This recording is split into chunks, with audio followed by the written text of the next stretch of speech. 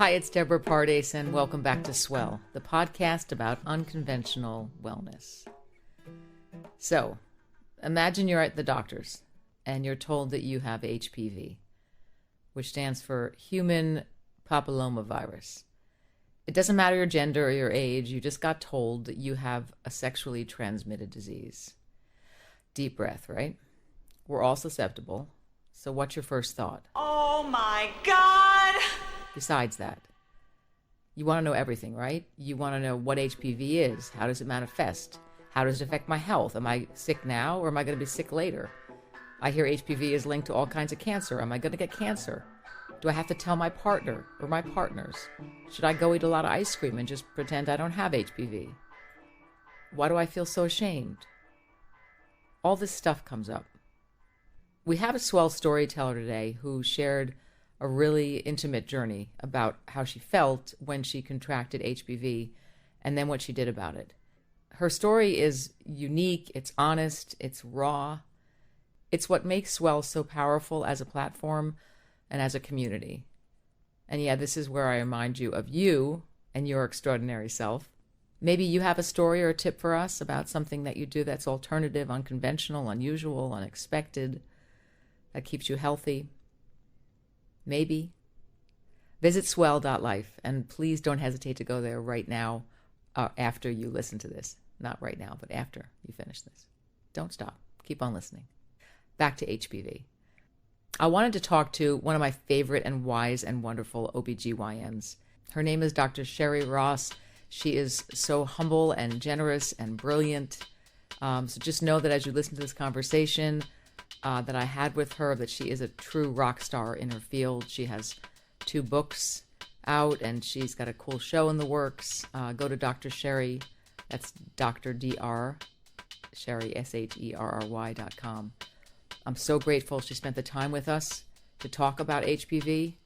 Please note, if you have a kid or kids underage and they're listening right now, you might want to give them something like an artichoke to peel or something weird like that to distract them.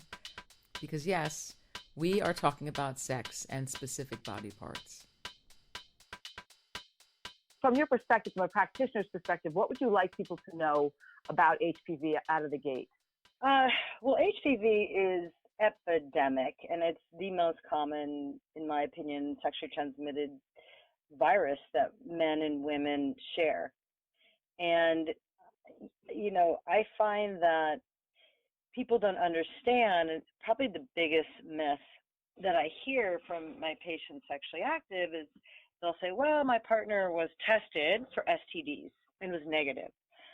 So because of that, we don't need, if it's, male, female, they don't need to wear a condom. If it's, 2 women, they don't need to use a dental dam because they've been checked and they don't have to worry. But with HPV, because there are no symptoms, and for men, it's difficult to find it, they are like a reservoir for HPV. And that's really the message is I talk about safe sex all day long because it's just not being practiced. Safe sex has everything to do with HPV. You don't get HPV from touching a dirty doorknob or from hugging your neighbor. In fact, we need you to hug your neighbor more, so don't stop doing that. So what is safe sex? It's a really good, fair question. In a perfect world, if you were giving someone a blowjob, you would have them wear a condom. Or if you're giving oral sex women to women, you would have them use a dental dam so that they don't get HPV in their mouth. Because what we're seeing is oral cancers are becoming more common, and we're seeing them happening more than we used to. And it's because of the HPV that we're finding in the throat. Okay, if you're at all listening right now, which I hope you are, you might be doing that thing with your mouth that I do with mine when I'm nervous, which I am. But knowledge is power, right? We all know that we're in danger of contracting HPV. What should we be doing about it? What should we do next? Like right after this podcast is over, what should we do next? I asked Dr. Ross about the routine protocol of doctors and how they screen for HPV. The problem is we're not doing, pap smears on throats in non-high risk populations. So the gay community and those doctors, they're doing oral paps and they're doing anal paps because, they tend to be the more high risk group. But the truth is, anyone that is giving a blowjob, female to male or what have you, they're at risk. I think that, as usual, medicine sort of lags behind. I mean, I have women coming in and being like, hey, I, like anal sex. I have it a lot. And, I'm kind of worried about what's happening with HPV. And I mean, certainly with anal sex, you always want your partner to wear a condom anyway, because you can get not just HPV, but chlamydia and gonorrhea from anal sex. But we don't really have a good system yet. Whereas if you go to the doctors who are caring for a lot of the gay males, they're doing it yearly and routinely. So I think it's just, we're just not sure what to do with all this information. Are we seeing more anal cancers due to HPV? Well, we are, not just in, the gay population. So we've got routine checkups for HPV for gay men. That's standard protocol, check. And then there's good news for women who get their yearly pap smear, check. And for straight guys, you have to be very proactive and get checked. And Dr. Ross will talk about that in a minute. And when people hear this and they say, wow, it's asymptomatic, I'm going to go run and get tested, is that a response that you want, or do you want something a little more systemic? Well, I think for women, when we do a pap smear, we are actually checking for it a little more aggressively, in the last decade than we used to, because, if you have a normal pap smear, a lot of times we were not checking for HPV, but there are many times that we are now checking for HPV, even if you have a normal pap smear, because HPV likes to live in the cervix. It takes over normal cells and makes them, precancerous and prone to precancer changes and sometimes, cancer. But for men, there's just no pap equivalent. So they go in and say, well, my girlfriend's doctor said she had HPV and she never had it. And, can you tell me if I have it? They may put on a solution on the penis called acetic acid. It sounds worse than it is. And sometimes it brings out the virus on the skin, but sometimes it doesn't. It's hard. It's hard for the male population to sort of actively find it versus the female population, where it's a lot easier, at least if it's the microscopic form, that goes to the cervix. I mean, there are other ways HPV shows up, right? It can look like little warts on the outer genitalia mainly. That's where we see it. They look like little small baby cauliflower lesions. I really don't know how I feel about eating cauliflower anymore, but I do appreciate the visual. HPV has pretty staggering statistics. There's nearly 80 million people currently infected with HPV in the United States, according to the CDC. And nearly 14 million people, including teenagers, become infected with HPV every single year. And as we just heard, the virus is not just about getting some warts that look like vegetables. Can you give me the correlation between HPV and cervical cancer? Yeah, I mean, we know that HPV likes to live on the cervix, and it can possibly turn into a cervical cancer. I mean, it may take decades for the cells to transform. It's a slow change and a slow undertaking, but it can happen. It's not, as common, because I think women are, certainly now we're seeing the vaccination. The Gardasil has really changed that. I mean, if you get vaccinated, it reduces your risk of getting, cervical cancer by, if you get it, it's up to 90%. 90% is the statistic. So the story that we're going to hear, something that was told to this person was pretty stark, and help me out to understand. I know there's many different kinds of HPV. She was told that she would always have it in her system. Is that true? Yes, that is true, because it's a virus. So, viruses, they live They can sometimes live dormant in your system, but any good virus is there, whether it's hepatitis, whether it's HIV.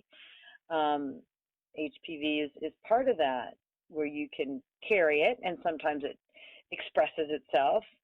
For example, not every woman that has an abnormal pap with HPV is going to have HPV on their pap smear every single time. It will come and go.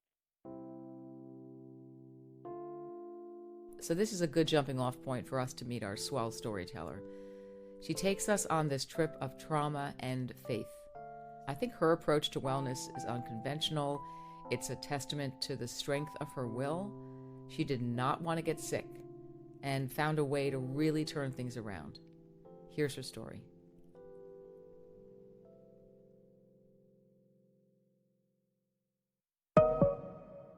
So my name's Tina.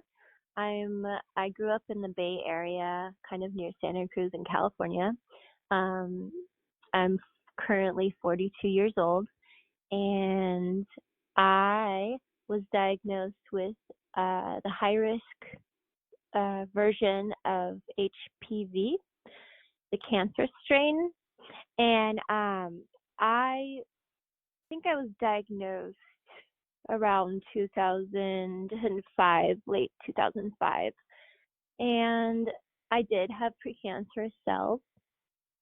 So I was really young, and I was very scared, and I just, I wasn't very empowered on my journey, and I did what people told me to do. I was just scared, and I think I had kind of like a laser surgery done, or I had something done. And then, it went from positive back to negative, and they got the precancerous cells out. But the doctor told me something that really stuck with me and said, you're going to have this virus for the rest of your life, but it's, either dormant, or if your immune system goes down, you can have it expressed as positive again, and you'll potentially be at risk for cancer the rest of your life. So I had cervical precancerous cells at the time before that, and then I had the procedure done, and then it went away. But I asked the doctor, and I asked, like, well, what do I do? How do I keep a strong immune system? And basically the only recommendation for me was to eat yogurt and kind of it and maybe some vague things, and it felt very nebulous, like I had no grasp of like how to do that. And I was actually very frustrated, because as a child growing up, ever since I was a kid, I would always get sore throats. I would get strep throat, or I would get, the winter flu. I would always get sick during the winter every year. So after that appointment, I kind of felt like, okay, I need to do this. Like, I had to ask myself the question, like, do you want to live? And I was young, and my answer was a resounding yes. I could have just, gone on with life and not cared, and just, taken it for granted that they did this procedure. But I was like, no, I need to be proactive about my health. So, we had the internet at the time, because I grew up and internet came out during high school. So it was many years later, and I had, the luck that I could start like researching things. And then my friend told me something about fasting and cleansing and Tony Robbins and all these different things. And so I had just learned about juicing. So I did my first juice fast. I started with 3 days of water fasting. I went into 3 days master cleanse, because that was really strong for me. And I then did the rest of the 2 weeks juicing. And I was consciously working on my throat chakra through creativity, and I was also starting yoga. I had this whole quest, to creatively express myself at the time, and as well, like, start exploring what cultivates a strong immune system and health. And aside from the HPV, ever since I did that first cleanse, which was a 2-week long water, then master cleanse, and juice fast, I have not gotten sick since then on my throat area. Like, I do not get sick in my throat area anymore, and it's pretty amazing. I mean, that was many years. And I think intention is really huge for me, the decision to heal and the decision to want to be empowered on my health journey. And but it didn't stop there, because with the HPV, you know, from that cleanse forward, I was already eating vegan, a plant-based diet. So I was familiar with like changing diet and things, and but I was still exploring like what cultivates a strong immune system. You know, I started visualizing, I started learning about chakras, I started learning about yoga and practicing yoga. I was opening up my creative expression, living more from my heart.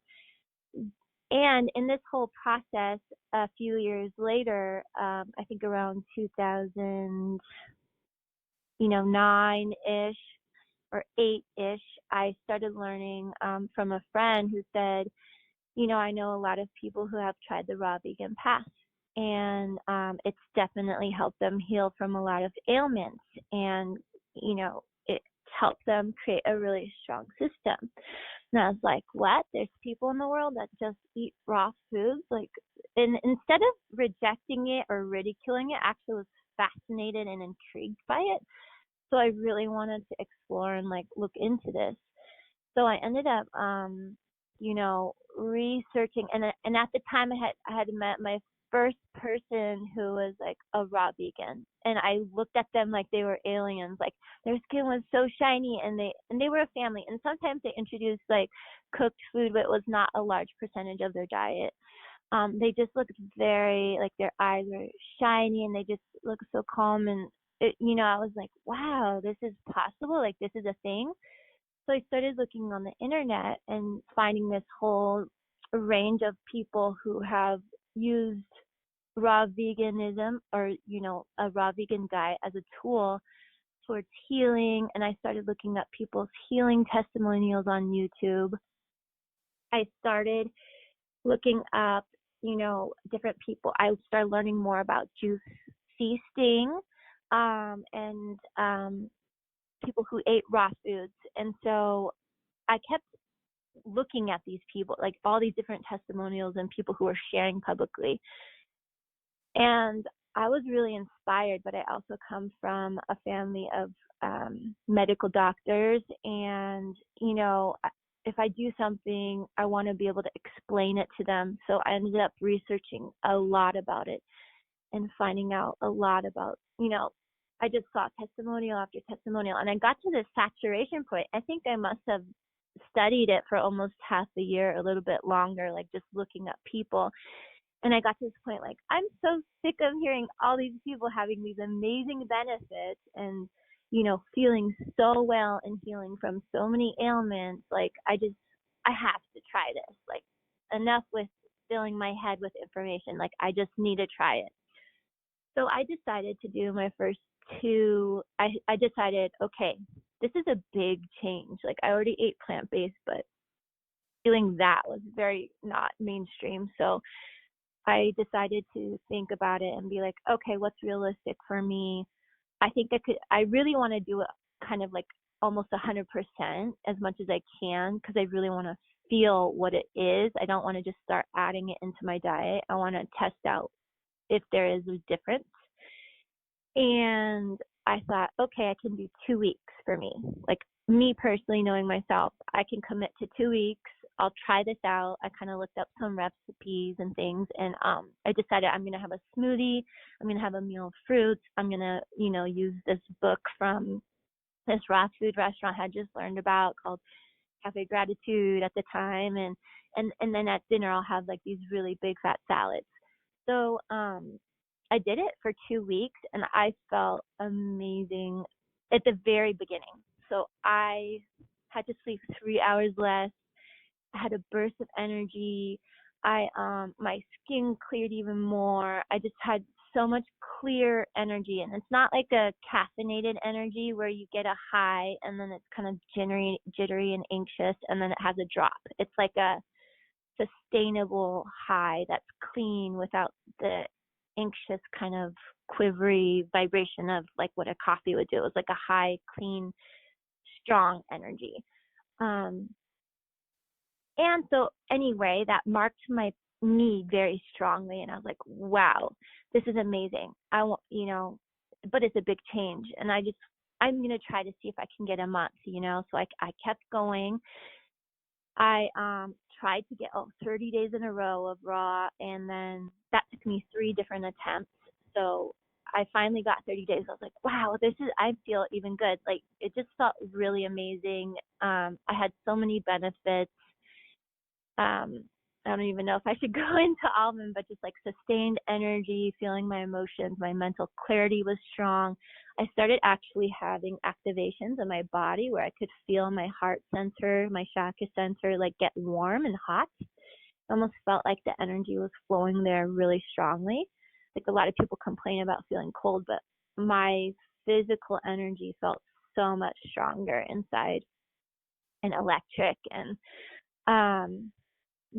just so much mental clarity and physical energy, and digestion was really great. And so I just, throughout that year, I just tried to add in more and more and more raw foods. And so finally it got to the point where I was like, I want to see if I can do 100 days. And this is where it gets interesting. I finally got I got my 100 days in a row, and I actually lost a lot of weight. And I started feeling really fatigued. And at the time, I didn't know about healing crises or anything like that, or like major dumps or detoxes. I knew like I could detox and have headaches or things like that, but I'd never heard of kind of these kind of really big detoxes that it could be like what's going on, So I remember going home and I was going to get my pap test again, and for the high risk HPV to see, because you have to, when you first get diagnosed, you have to get it tested every 3 months, or at least when I first got it. So I was getting tests done regularly, and I had been clear for many years. And I remember coming home telling my mom, like, hey, I found the holy grail to health, like it's this raw vegan diet. And I went to the doctor's office telling my mom I'm never coming back to the doctor's office again. So I went to the gynecologist, and even though I had lost all this weight and was feeling really fatigued, but I also felt really good. Like, it was this weird contrast. I ended up getting the results, and it said positive. And I was just like, what? I was so confused. So I ended up going back to a cooked vegan diet at the time, because I was like rebelling against it. And I was thinking, what's going on? Like, this raw vegan thing was the thing that's healing me. And like, all of a sudden now I'm getting sick again. So I rebelled and went back to my cooked vegan diet. But what happened was, in 2 weeks, going back to my cooked vegan, clean diet, like I was eating beans, rice, like salsas, and all the things I used to eat before. I gained 15 pounds in 2 weeks, and I felt even more fatigued, and I felt worse. And when a person gains weight really fast, it's a water weight, which is usually like water retention and inflammation. So I really bloated out. But this is the trick. Like, on my healing path, I was very lucky that I was signed up for this spiritual retreat, which included water. It had a little bit of dry fasting, which it's not something I want to like talk about or promote, but they had water fasting and then juicing after. And I went to this retreat where I had a vow of silence for 21 days. I water fasted. I did a little dry fasting in the beginning, and then I did water fasting and then juicing. So basically like the water fasting and juicing. And even though I wasn't eating a ton of calories or anything, all my symptoms cleared. I actually started gaining a ton of energy even though I was fasting, and all my symptoms from the fatigue before and the cloudiness and all this stuff went away. And then I went I basically stayed raw vegan after that and juiced a lot. And I went back again to go to the gynecologist about 3 months after I got that positive test feedback, and it was negative again.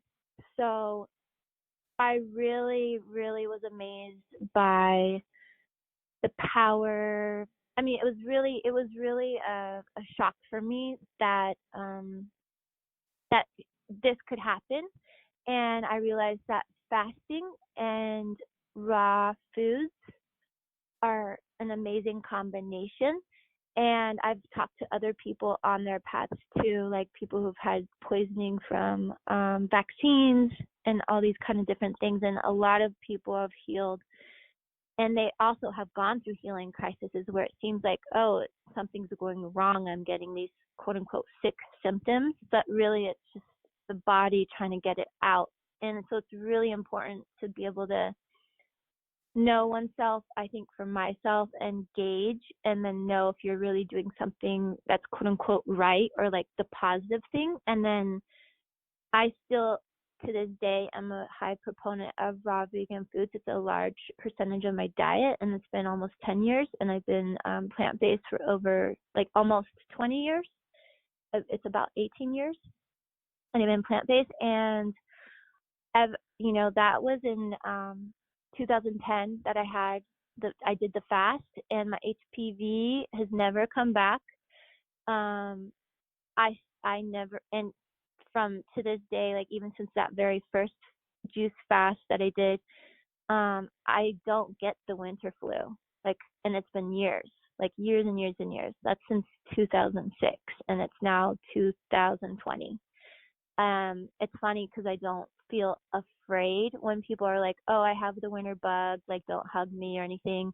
And I used to be afraid of things like that. And obviously I'm not going to eat after somebody when they're really, really sick, but things like, oh, don't kiss me or don't hug me, and things like that don't faze me at all. So I'm super grateful. I know that health is a holistic thing, and I also believe in the intention behind doing things. So with the intention to heal, coupled with following my intuition and really focusing on the positive things I want to cultivate, mixed with fasting as a tool when things get really strong, and a plant-based, whole food, low-fat diet. And I'm a big proponent of raw foods with a fruit-based twist instead of eating high calories from fats like nuts and seeds and avocado and oils. It's just been like this gift in my life, and it brings me so much more energy when I'm on point with that. And I do believe that health is holistic, and it's mental, spiritual, emotional, and physical. And at the same time, diet and lifestyle are huge, and that's one of the biggest factors. So I'm just really grateful that I had this. Actually, I'm really grateful for the sickness. It's given me an opportunity to get real with myself and really listen without judging, and in listening and try to align with what my body's truth is and what my body wants and responds to, and what is actually thriving with it, what nourishment actually lets my body, mind, and heart thrive. So thank you. There's this conversation that this storyteller is having with herself, her body, all the time. It's been cultivated over a long period. She didn't take a pill and feel better. That's not really possible with HPV. Her choices are very deliberate, very mindful. A lot of us can't imagine having the discipline that she has. Swell stories are often catalysts for new ways of thinking, and I hope this story sparked you. Maybe you have a story that you want to share. Visit Swell.Life. It would be great to hear from you. And until then, take good care.